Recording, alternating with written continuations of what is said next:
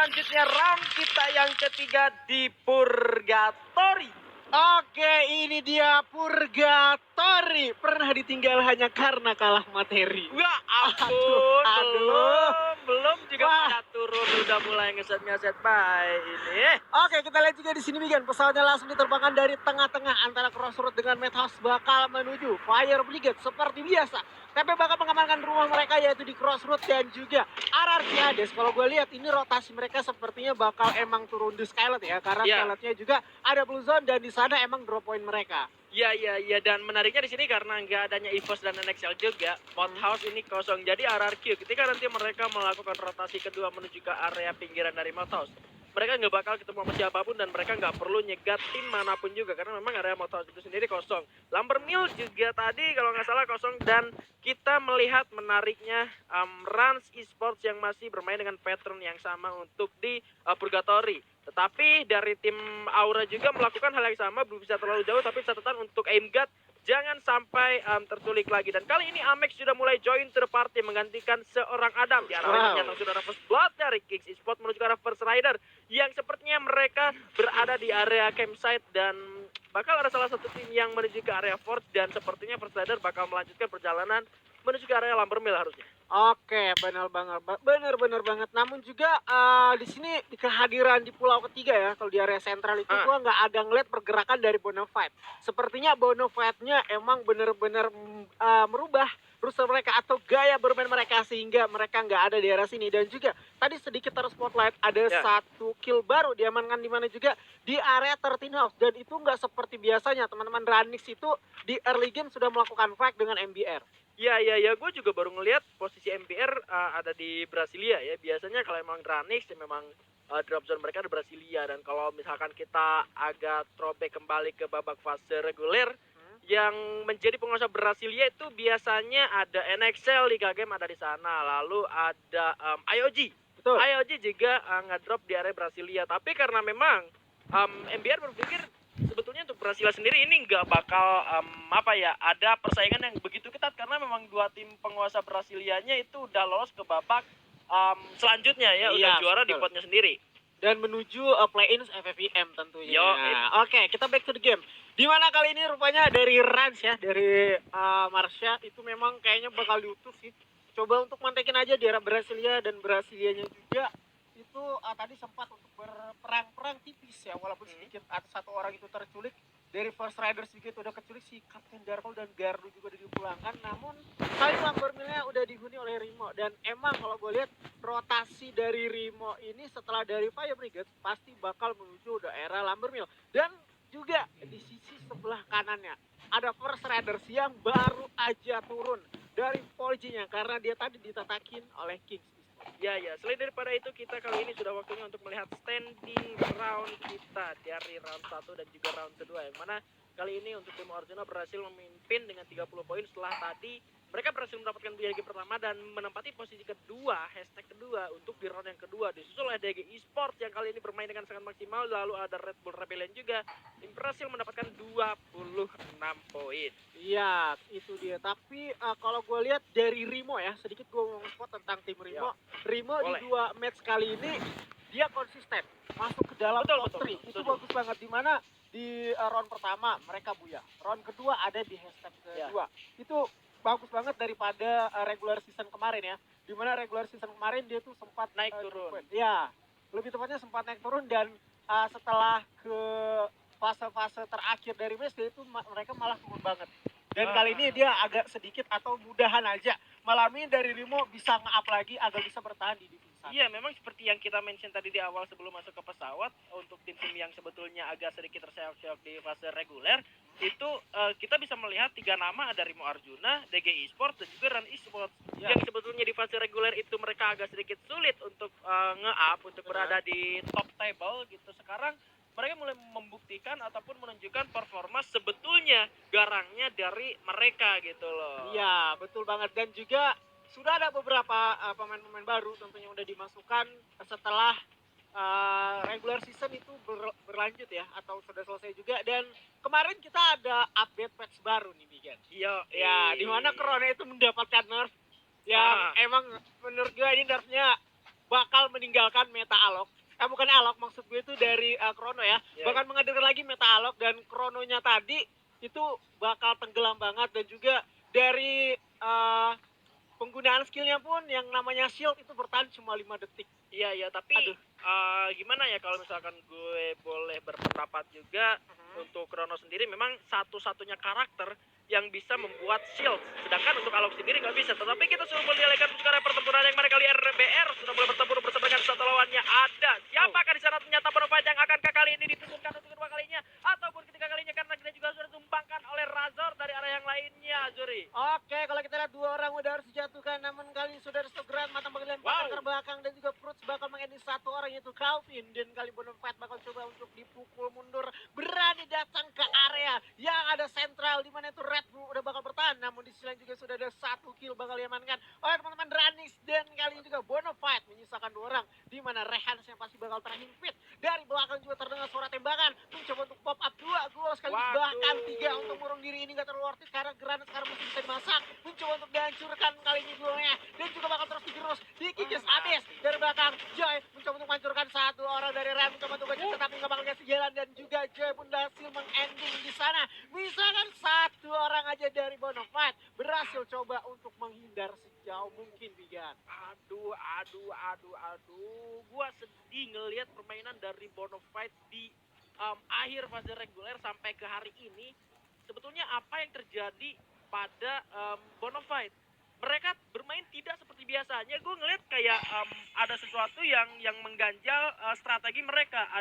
Ada ibarat kata kayak polisi tidur yang ngehadang, harusnya mereka ngebut, mereka jadinya ngerem. Ya, emang harus mengurangi tempo jadi ya, atau bahkan lebih diberhentikan sekarang. Padahal juga tadi dari panel analis itu ada Just9 yang udah bilang sepertinya kita bakal tensi dan juga strategi harus segera diubah, tapi Monster kali itu bertempur dengan lawannya. Ada siapa di sana? Rimo Arjuna yang bakal coba ditusukkan, Azure. Oke, kalau kita juga dari belakang sudah 2 orang Force Riders, kali ini sudah ada Suza mencoba bakal langsung terus mengerus, karena 1 orang udah mendapatkan nama dari belakang, masuk ke skill 1-2 lagi bakal dihancurkan. Tarik mundur tapi bakal sempat, dan juga bertujulik. Randy menjadi 1 orang yang harus bertahan dari Rimo, dan juga harus mundur kali ini Bigan. Aduh, kenapa ini dari Rimo barusan aja mendapatkan placement bagus, dan kali ini harus terseok-seok dengan 1 player lagi yang udah harus bertahan hidup. Ini nggak bakal bisa dibiarin. Maksudnya tim-tim yang lain lagi berjuang juga.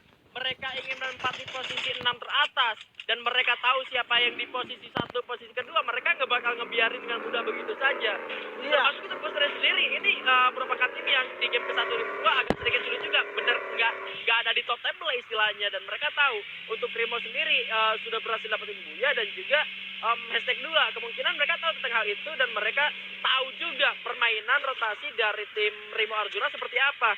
Nggak jauh-jauh juga dari drop zone-nya tim First Rider, sampai akhirnya dari tim Rimo Arjuna harus sudah tumbangkan 1 persatu playernya oleh First Rider, dan First Rider Arjuna yang emang terhimpit posisi berpapasan dengan Red Bull Rebellion. Sempat juga Red Bull itu coba untuk nge-clutch, tapi dari Rimonya memutuskan untuk bergerak masuk aja ke dalam zona, karena ini masih zona pertama, dan meninggalkan dari Red Bull. Enggak. Rimo ternyata kabur menuju ke arah yang lain, bahkan masih ada di luar zona ya. Begitupun dengan Bonafide, ternyata setelah mereka tadi harus terculik player 1 persatu di area sentral, dia masuk ke pinggiran zona, dan ya ampun, benar-benar sial banget ya. Iya. Gue lihat ini kayak sialnya banget gitu lah, bukan cuma sial doang. Betul, dari Bonafide ini menghindari peperangan ya. Rotasinya jauh banget ya. Iya. Ingat juga ada DG Esports sepertinya sudah mulai agak notice menuju ke area sebuah area pertahanan dari tim The Prime ya. Ini DG Esports juga mereka sedang berada di performa terbaiknya, tapi di arah lain ternyata sudah ada Mervin yang berhasil merupakan Mr. Home, salah satu player yang di game sebelumnya berhasil dapatin Buyah. Kali ini harus ditumbangkan, tapi belum ada confirm kill, dan Rans bermain seperti biasanya. Beberapa momen di fase regular season, Rans harus berkali-kali ditumbangkan di bukit yang ditempati oleh RBR, bahkan pernah oleh RBR sendiri, ataupun bahkan gue ingat ada Bonafide juga yang berhasil ngalahin tim Rans. Tapi kalau misalkan Ransnya bertahan di sini, IOG datang pun IOG pernah dirasain di sini, dan kita nggak tahu posisinya bakal seperti apa karena tembakan masih ada di jarak yang jauh. Kita bakal melihat dulu zonanya ke arah mana. Tapi kita juga bakal ngeliat selain zonanya ngelihat ke arah mana, kita juga bakal melihat inisiasi dari kedua tim bakal seperti apa setelah zonanya keluar. Apakah mereka bakal sama-sama tarik mundur atau mereka bakal sama-sama ngefight di areanya Rans atau di areanya RBR atau di tengah-tengah di area Rumah Tayo. Iya, benar, karena posisi dari Red Bull ini sendiri mereka ada di perbukitan dan itu juga open field, serta di depan mereka itu rumah batu udah dihuni oleh Aero Wolf MBR dan mereka stay long banget di sana, serta di bawah juga ada Dranix yang bakal siap natakin. Dan benar banget dari Aero itu juga udah beberapa tembakan diarahkan ke arah dari Red Bull, dan juga Red Bull sendiri udah mengatakan karena di depan sana sudah Zero yang berhasil diculik oleh Bang. Kali ini Mr. Robin coba untuk turun mengamankan satu kompon di dalam Rumah Tayo. Namun kali ini juga posisi mereka memang benar sulit, kan dari belakang Bang mencoba untuk nantangin lagi. Di sana satu orang tadi masih sempat untuk di revive dari Red Bull.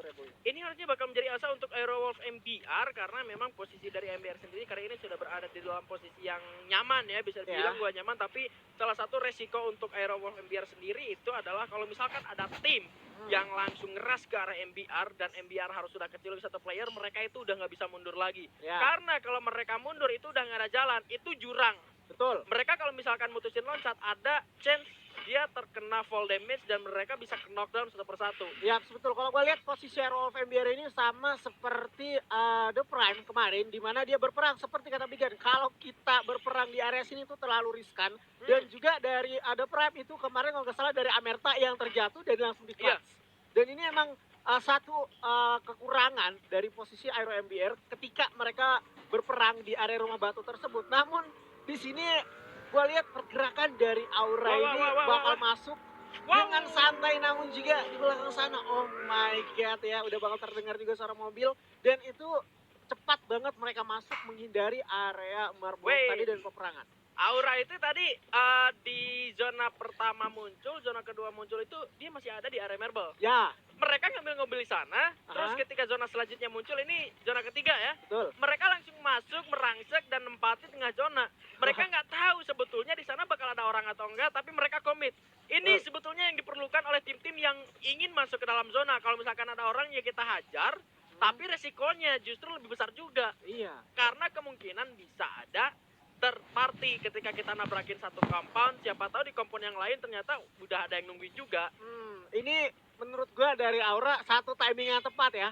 Karena di rumah situ emang kosong. Dari DG tadi juga itu menurut gua DG emang jauh banget berputarnya. Sebelumnya mereka ingin mengamankan satu rumah ayam yang di awal tadi dipaksa untuk berperang dengan TP, tapi kali ini mereka lebih coba untuk mengamankan dari area perbukitannya. Dan dari circle ketiga itu masih ada 12 tim dia. Waduh, ini gua yang gua takutin adalah lagi-lagi zonanya keluar dari area pertahanan dari tim Rans Esports ya. Berkali-kali ketika zonanya keluar dari area mereka, mereka harus dikalahkan oleh siapapun yang ada di bukit antara Rumah Tayo dan juga berhasil. Tapi ini sebuah perubahan dari Rans. Gua kagum, ini sebuah perubahan.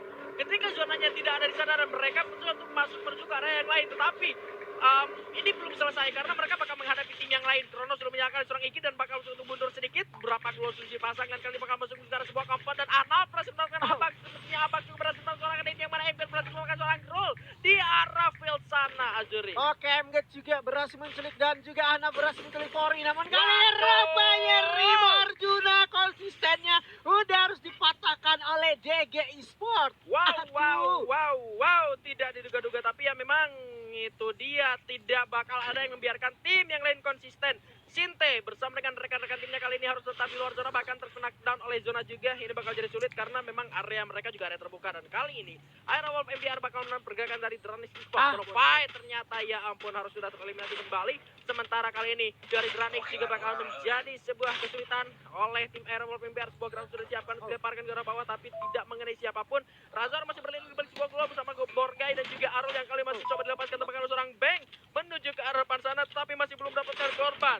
Oke, kalau kita juga Kapten Legal berhasil menculik Fori, namun kali sudah ada MX2B bakal coba untuk dilemparkan, namun juga Kokang terus satu flashback menggunakan Razor dari sisi belakang sudah coba untuk ditembak. 20 udah masuk dari M11, namun Aiden dari belakang berhasil diculik. Sudah ada Esgen, kali ini pernah bangun bawah, namun juga Razor mencoba untuk mencari pergerakan Bang di mana dia di situ, dia bakal kelihatan bakal turun tentangin di mana juga bakal berduel. Kali ini darah berseret dari belakang juga Aiden yang masih bisa di-revive, namun sudah terjatuh Legal Fori kedua kali. Namun kali ini baru coba untuk terus lagi pergerakan dan orang terjatuh kali ini dari Air dua arah sekali bakal coba untuk dari belakang di mana Razor masih terus mencari dan rumahnya Air berhasil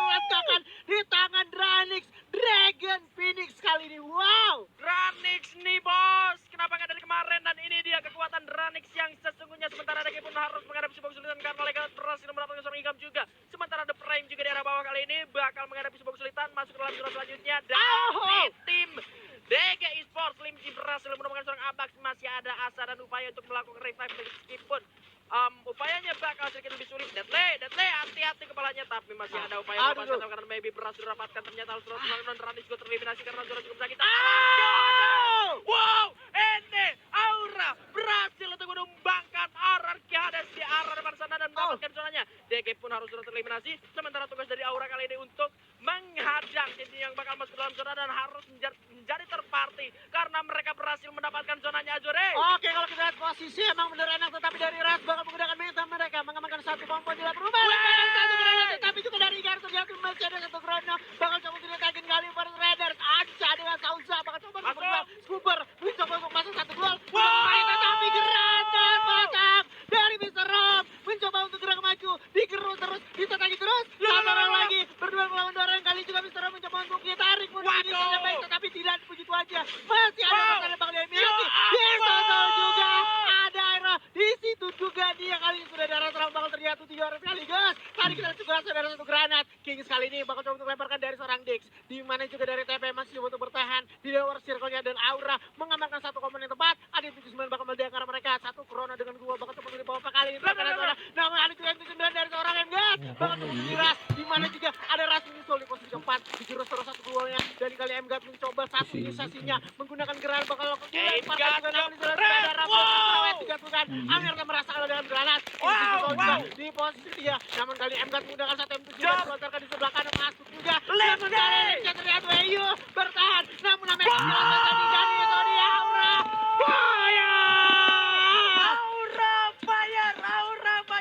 Aura ignite, thanks the booyah. Wow,